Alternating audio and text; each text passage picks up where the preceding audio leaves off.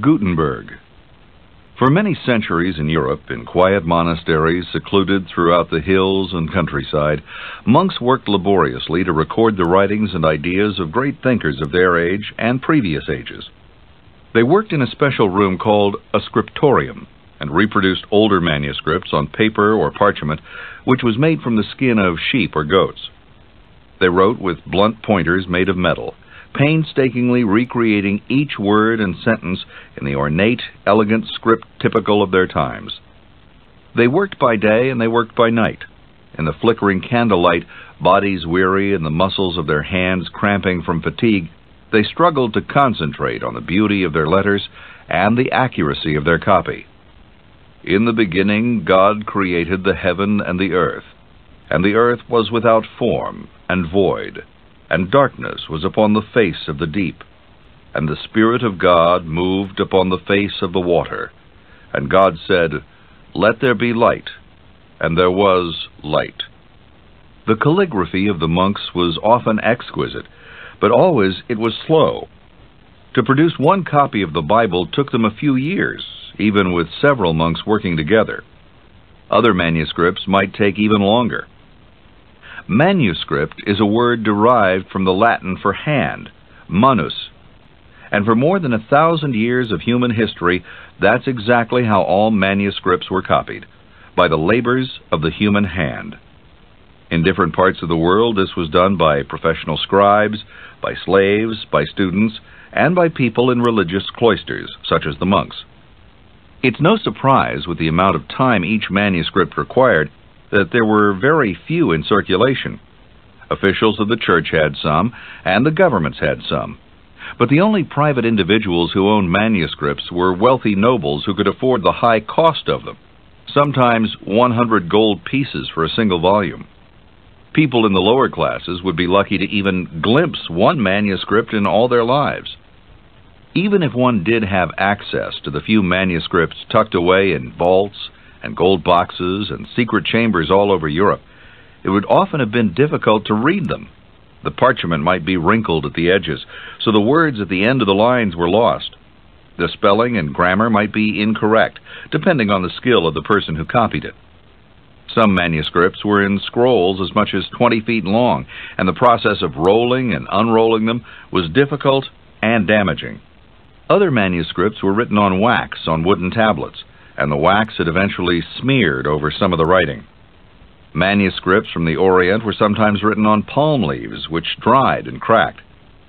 As for the content itself, many manuscripts were written by scribes copying the work of other scribes before them, so that with each succeeding generation, the information was less and less reliable.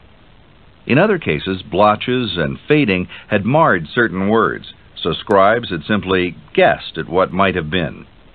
Nevertheless, all these manuscripts, no matter what state of perfection or deterioration, were stored like treasures in the libraries of the privileged few. By the 15th century, humanity had accumulated a wealth of knowledge and had produced vast amounts of beautiful poetry and fiction. Yet none of it could reach the mass public. The public had never read Homer's Iliad or Odyssey. It knew almost nothing of the genius of Socrates, Aristotle, Plato, or Pythagoras. Out of its reach were Beowulf, Chaucer's Canterbury Tales, Dante's Divine Comedy, the poems of Omar Khayyam and Rumi, and the teachings of St. Francis. As the 1400s dawned, humanity lived in ignorance of all that it had learned.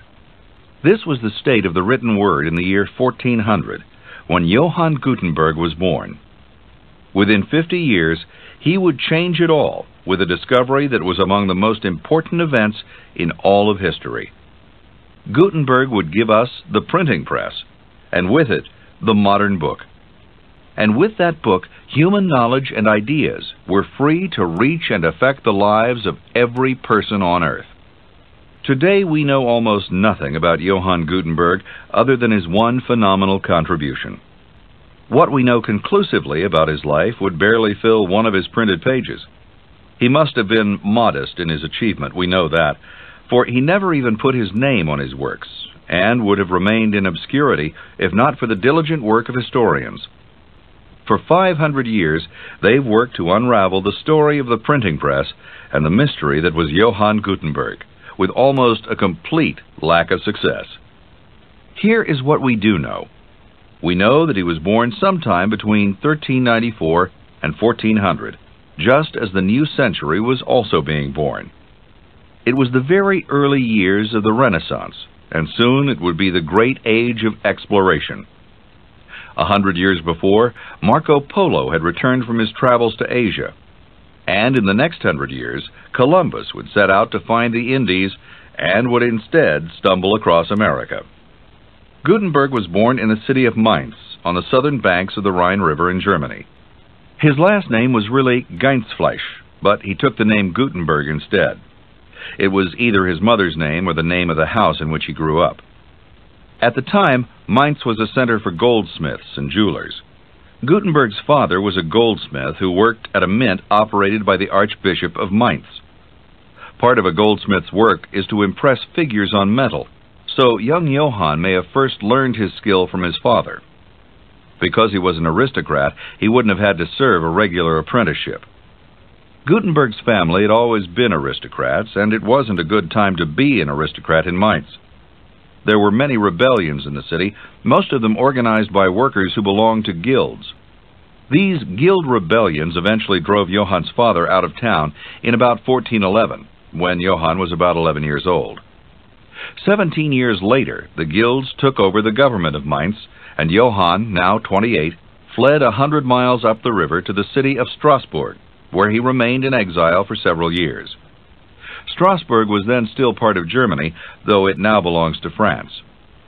In Strasbourg, Gutenberg worked in such crafts as gem cutting, and also taught this craft to a number of students. In the 10 to 15 years Gutenberg spent in Strasbourg, he seemed to have spent much of his time in court. Almost all the records we have of him are from legal documents of the time. When he was about 36, a woman took him to court, claiming he'd promised to marry her and had backed out. We don't know how the court ruled on this sensitive matter, but we do know he never married, neither this woman nor any other. During this court proceeding, Gutenberg managed to get himself into even deeper trouble by denouncing one of the witnesses as a poor creature leading a life of lies and deceit. The witness, a shoemaker, sued for slander. This time we have the verdict in the case. The humble shoemaker won, and Gutenberg, the aristocrat, lost. 3 years later, there's another legal record on Gutenberg, a contract with a group of young men who had agreed to pay Gutenberg a healthy sum, in exchange for which he was to teach them the secret of the art. Unfortunately, the document doesn't say what that art was, but it does mention that Gutenberg spent 100 guilders on lead and other metals, the building of a wooden press, and some printer forms, which leads one to believe that already he was working out some sort of instrument for the casting of movable type. When one of these men died, Gutenberg was in court defending himself against a suit filed by the heirs of the deceased. They demanded to be made partners, even though his contract with the three men had specifically stated that if one of them died, the heirs were not to be let into the company, but were to be compensated financially. Gutenberg won the suit, but what's more interesting is the testimony about supplies he'd purchased, which clearly point towards the invention of a press. Whether this led to any actual printing and to any books, we don't know. What's most likely is that Gutenberg, now about 39 years old, was experimenting with a printing press but hadn't yet figured out how to make it work. If he did print anything during these experiments, they were probably rough, and he no doubt destroyed them.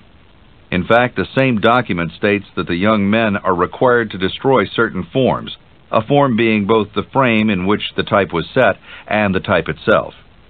When he was approaching 50, Gutenberg returned to Mainz, where things had quieted down politically, and set up his own shop with the help of a loan from a relative. He hired a man named Peter Schoeffer to serve as his foreman, and began to work on what would become his masterpiece, a printed copy of the Bible. There's little information on how his experiments with the press developed, because Gutenberg was very secretive about it. He had to be. In the 1400s, there was no such thing as a patent, so most people inventing something new tried to protect themselves by working behind closed doors. All we really know about Gutenberg's invention of the printing press is that it was an expensive proposition and he had to borrow money. We know this because, once again, he ended up in court. Somewhere around 1449, Gutenberg went to Johann, a lawyer in Mainz, and persuaded Fust to loan him 800 guilders, or about $200, quite a large sum for the time. Sometime later, he returned to Fust for 800 guilders more, even though he hadn't repaid the first loan. This time, Fust agreed to the loan only if he became a part owner of the business, which he did. The two also agreed that if Gutenberg couldn't repay the loans in a reasonable amount of time, Fust would take over the entire business. And this is where all the later confusion about the invention of the printing press had its start. In 1455, Gutenberg hadn't paid up, and Fust came collecting. Fust was concerned with a quick return on his investment, whereas Gutenberg seemed more concerned with perfecting the press, no matter how long it took. The court, which seldom seemed to be on Gutenberg's side, ordered him to repay both loans immediately with interest, a sum that totaled about 2,020 guilders. Gutenberg couldn't do it. He lost his shop to Fust, and with the shop went everything in it, including the famous Gutenberg Bible. The Bible was also known as the 42-line Bible, because its huge pages were printed in 2 columns of 42 lines each. Later it would also become known as the Mazarin Bible, because it was first discovered in a library in Paris belonging to the Cardinal Mazarin. The famous Bible, with many names, may or may not have been completed when it fell into Fust's hands. If it wasn't, Fust finished the job, and he began selling copies to the public, undoubtedly making far more money than the 2,000 guilders Gutenberg couldn't pay to keep it. Fust also took with him Gutenberg's foreman, Peter Schoeffer, who had testified against Gutenberg at the trial. Schoeffer soon married Fust's daughter. The new company was named Fust and Schoeffer, and from there on, historians have wrangled over just who should get the credit for the first book ever to be printed by machine. Some historians say Fust and Schoeffer did all the work on the Bible, and Gutenberg's only contribution was initial experiments with the printing press. It doesn't help that none of the copies of this original book are dated or signed. Most historians, however, have no doubt that it was Gutenberg who printed it, and they have some strong evidence on their side. One is a handwritten note attached to one of the copies of the Bible that is now in the National Library of France. The man who wrote the note is Heinrich Kremer, the same man who designed the exquisite borders of the book. According to Kremer, the Bible was completed and bound on August 24, 1456, probably a matter of months after Fust confiscated Gutenberg's business.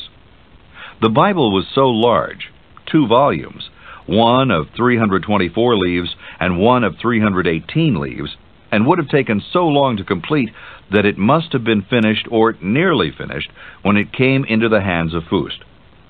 In addition, Fust's own grandchild and Peter Schoeffer's son wrote in 1505 in the preface to a book that the admirable art of typography was invented by the ingenious Johann Gutenberg at Mainz in 1450. Therefore, the Gutenberg Bible remains the Gutenberg Bible. Part of Fust's winnings in the lawsuit also included Gutenberg's second masterpiece, a Psalter, or Book of Psalms. It was the first printed book in Europe to bear the name of the printer, and the name listed is Faust and Schoeffer. But scholars all agree that the mastermind behind the book was Johann Gutenberg. It's decorated with hundreds of 2-color initial letters and elegant scroll borders that require the clever technique of multiple inks on a single metal block. It would have been impossible for Fust and Schoeffer to have invented and perfected this technique in the short time between winning the lawsuit and publishing the book, a period of less than 2 years. It's even possible that the elaborate work on the Psalter is what made Fust so impatient with Gutenberg in the first place. After Gutenberg lost his shop, he opened another one and worked there for several years. Some people believe he printed another Bible, a 36-line Bible, and others believe he printed a Latin dictionary called a Catholicon. Neither of these works give credit to the printer, so it's impossible to be sure. The only other works that can be clearly associated with Gutenberg include a publication called a Turken Calendar, which warns of the danger of a Turkish invasion after the fall of Constantinople in 1452, and some school texts. Later in life, Gutenberg left the printing field and took a post with the Archbishop of Mainz, where his father had once been employed. The Archbishop gave him a yearly supply of grain, wine, and clothing, and exempted him from taxes. He was believed to be poor at the end of his life, although not destitute. He had also gone blind. He died on February 3, 1468, at the age of something between 67 and 70. What he bequeathed to us was the entire history of human thought and deed in the form of the printed word, from the mythological exploits of Beowulf to the news in our morning papers. Johann Gutenberg did not invent printing. What he did invent was movable type, which enabled people to make numerous copies of a work in a fairly rapid amount of time. Printing itself dates back centuries before Gutenberg to the Orient, and was most advanced in China and Korea. Printing began, first of all, with the invention of paper. The Chinese were experimenting with paper as far back as 1,500 years before Gutenberg, and the Arabs were using it as early as the year 712. Almost 600 years before Gutenberg's press, China began to produce its first printed books. The oldest of these, which dates to the year 868, is called the Diamond Sutra, and its subject is the teachings of the spiritual master Buddha, who lived 1,300 years earlier. Upon a memorable occasion, Buddha sojourned to the kingdom of Sharavasti, and lodged in the grove of Jeta. With the master were 1,250 disciples, all of whom had attained great learning. The noble Subhiti, his chief disciple, was in the midst of the assembly. He arose from his seat, and kneeling upon his right knee, he pressed together the palms of his hands, and raised them toward Buddha. He exclaimed, "Thou who possesses such great understanding, O most honored one, what must your disciples do to obtain perfect wisdom?" The Diamond Sutra is now in the British Museum. These early printed books were made from wooden blocks. Oriental characters were carved into a slab of wood about the size of a page. Ink was then poured over the slab, and paper was pressed against it. The inky images transferred to the page. Some Chinese books were also made from a form of movable type. In this case, one character at a time was carved in wood inside a mold. These many separate pieces were then put into a frame. Ink was poured over the whole frame, and again paper was pressed against it. The pieces, or characters, could then be removed and reorganized to form a new page. Later, the Chinese invented movable types made of porcelain and metal. Printed books were not a success in China.